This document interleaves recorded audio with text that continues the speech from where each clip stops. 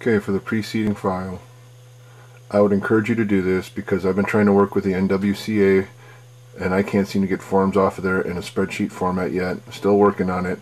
So I would recommend that you send this file to every coach to fill in their information. Again, based on seeding criteria, we want any last year state champion, just have them put a 1 in that spot, put in their record, and there's a formula over here that will calculate the formula. Make sure they put in their high school name, their coach's name, fill in everything that's in yellow. If there is no wrestler for your weight, please put the word "by" in. Don't worry about a record, it'll automatically take care of it. As you can see, it's just left blank. So fill in the rest of these cells with your wrestler's name, their records, and if they were a state champion last year, please type in a 1. Okay, once we copy over this information, please make sure that you copy the red school name into every school location down here, and again, pay special values. Do that for every school.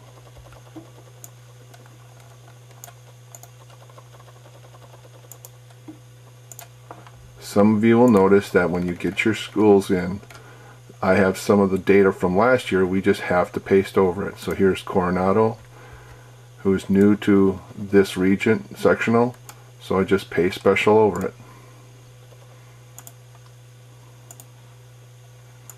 And all's done. Cortez is now down here, Desert Edge, so we just got to copy these down. Do that for the whole sheet. As you can see, last year Desert Edge sent us a 5th placer. You do not need that. You only want 1st placers. So if you do get a team that sends you a 2nd, 3rd, 4th, 5th, or 6th place, just delete it. It's not needed. Alright, you're getting your preceding sheets back from the coaches. It's time to copy over their information. For example, all you have to do is copy the names. If you want to copy the coach, that's perfectly fine. First thing, highlight all the names. You're going to copy, come over to their school in your pre-seeding meeting file, your seeding meeting file, find the appropriate school, right click, paste special, and click in the values. You only want values. Do not copy any formulas, anything that matter. Next, once the names are in, come back over here and copy in the rest of the information. Last year's state champion, to the winning percentage column. If they do not have a state champion, don't bother with it, just leave it blank. But I would just grab it all, just so you get used to the practice. Copy it, come over here, under last year's state champion, again right click, paste special, values. Now, as you can see, last year we dealt with Buckeye.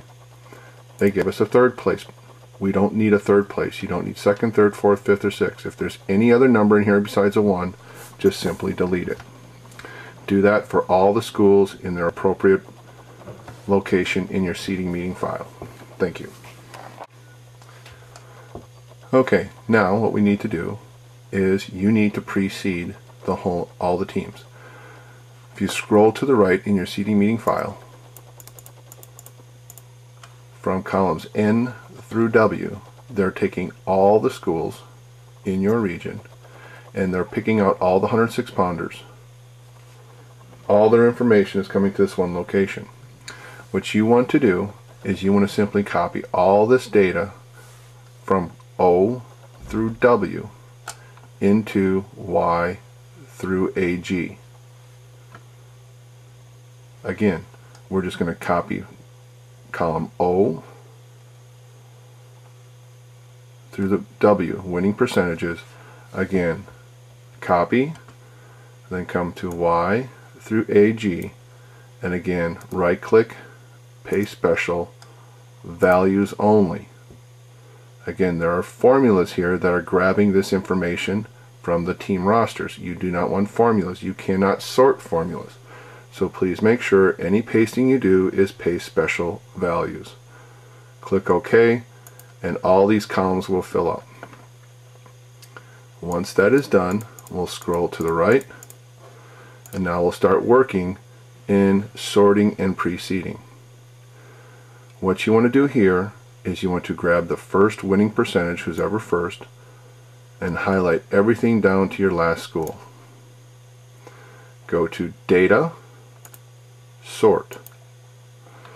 Now, the sort windows come different in different versions of Excel. What I want to do first is I want to sort by any last year state placer, which for me is in column AA. A default setting is there. Most sort programs think there's a header row. There isn't, so click No Header Row down at the bottom first, and then in the columns you'll see your text boxes will have the appropriate columns. So I want to go AA first in ascending order, so I want all the ones to come to the top.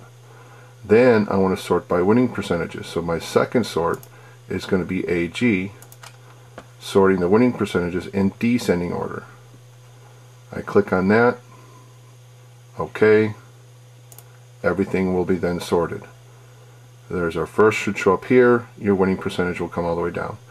If for some reason you notice that this is a lower percentage and you have no state placers, it's because you left the header row on. It will not move the first row. Okay? Your second option is, if you forget about that all the time, is you can highlight everything up here in yellow and say you do have a header row. I prefer not to do that. Okay, since we're seeding the top 6, they're done. That's good to go. You go to your meeting. Now, if you want to print it, you don't have the option to show this on an overhead projector for a computer, then you might want to print these forms out so the coaches can see them and work with it that way. And that way they can look through and see if there's any changes that need to be done head to head. So the blue is for printing only. You may have to adjust your printer settings so you can get those to fit. Okay, let's say you have a head-to-head competition that needs to be resorted. So we'll zoom in here and show you how we do that.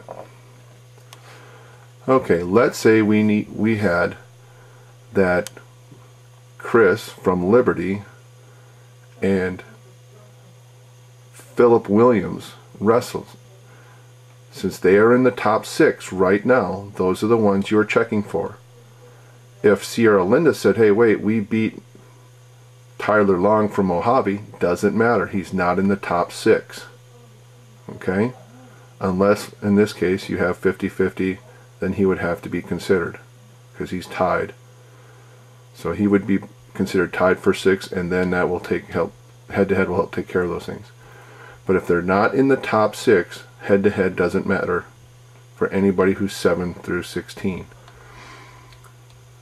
To change it, so we had number 6, Philip Williams, beat number 3. So you just change the 6 to a 3, the 3 to a 4, and we just go all the way down the list until we have our top 6.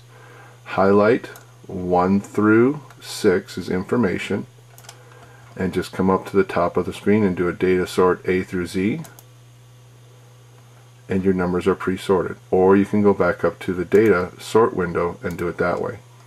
But try to find this icon. It makes things go a little faster. Again, if you notice that your first choice row did not move, a lot of times, for example, if we do this again, we switch it around again, 3, 4, 5, and 6. If you just grab the person who's moving at number 4 to 3, I'll show you what I mean about that preset default. If I do a sort, sometimes this won't change because the data sort is looking again for a row header. So if that doesn't move, that's the problem. Your data sort has the row header on again. You need to go change that. Okay, and you do that for every single weight class going down the list. in the meeting, this is where you'll make your changes. Okay, next, how to randomly draw in the remaining wrestlers. Highlight the blue numbers over here. These are randomly generated values. If you look up in the function box at the top, it says random parentheses. It's going to randomly generate decimal numbers between 0 and 1. Highlight the first one to the last wrestler. Over to the far right, way over to the far right of your page, you'll see each weight class broken up into 4 quarters.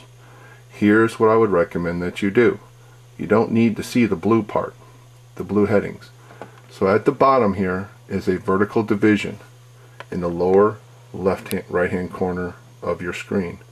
Grab that and vertically set right next to the blue numbers so you have a split screen, and move those colored quarters next to your sorting area. Now, to get these numbers to be randomly generated, all you have to do is click the sort button. Alright, so in this case we have 1, 2, 3, 4, 5 buys.